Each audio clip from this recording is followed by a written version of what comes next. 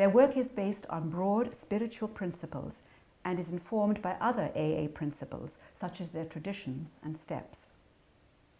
Secondly, the principles and experience of the Polio Plus program, comprised of a partnership of many public and private organizations designed to eradicate polio and a number of other diseases from the face of the earth. For example, using the medical analogy, violence is a disease, just like polio. The good news? We have an antidote, namely peace education.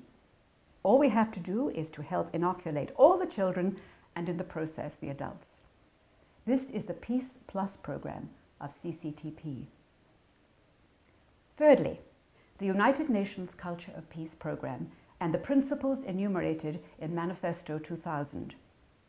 The UN Culture of Peace program was ratified by almost every country in the world, including Canada, and over 70 million people and organizations around the world pledged to follow the Manifesto 2000 principles. These are: A, respect the life and dignity of each human being without discrimination or prejudice. B, practice active nonviolence, rejecting violence in all its forms, physical, sexual, psychological, economical, and social, in particular towards the most deprived and vulnerable, such as children and adolescents. C, share one's time and material resources in a spirit of generosity to put an end to exclusion, injustice, and political and economic depression. D, defend freedom of expression and cultural diversity, giving preference always to dialogue and listening without engaging in fanaticism, defamation, and the rejection of others. E, promote consumer behavior that is responsible and development practices that respect all forms of life and preserve the balance of nature on the planet.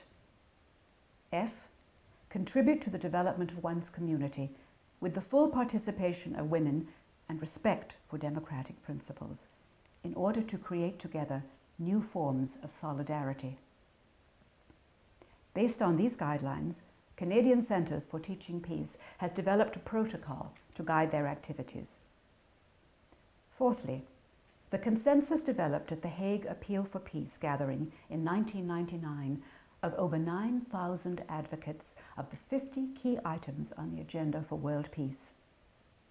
CCTP has developed a conceptual map that they call the Peace Pie, which provides an overview of how things fit together, with peace education at the heart.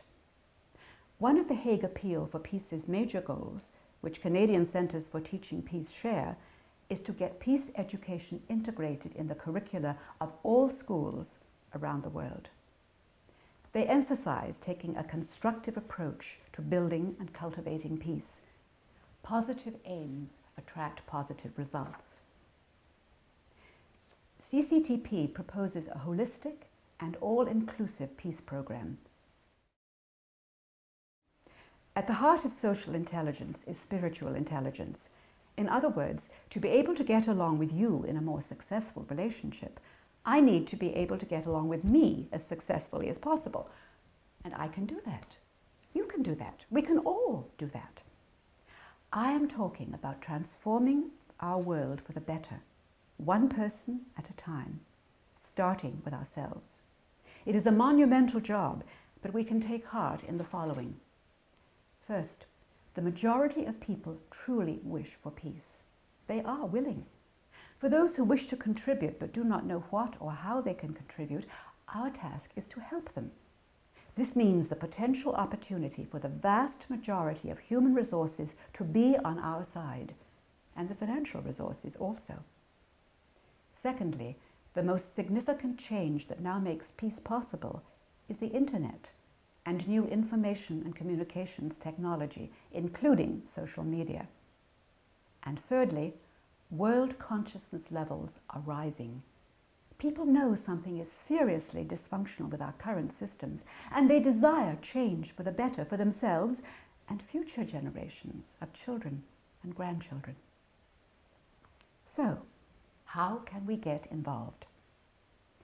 CCTP's mantra is teach peace, be peace, reach peace. First, let's remind ourselves that this is a learning process. The most effective learning is self-appropriated, self-directed learning, said Carl Rogers.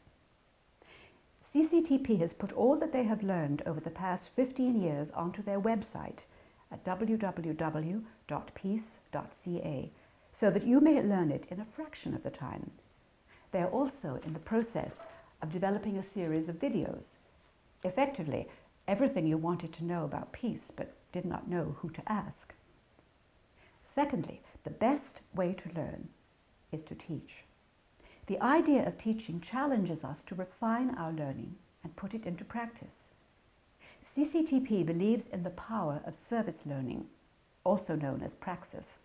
For example, they have employed numerous university students and young adults in their peace education conferences and peace cafes.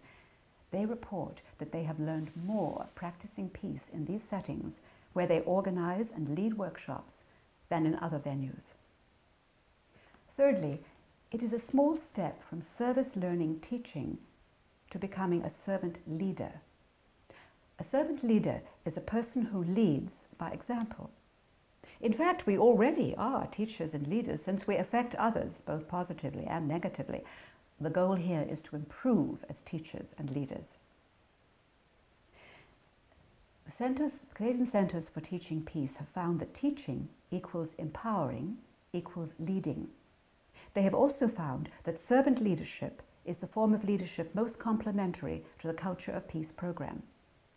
It is about leading by example, and it requires us to be peace. In other words, we must model the culture of peace of which we speak. Otherwise, no one is going to buy what we have to sell. As Gandhi said, be the change that you wish to see in the world. Peace is a journey, not a destination.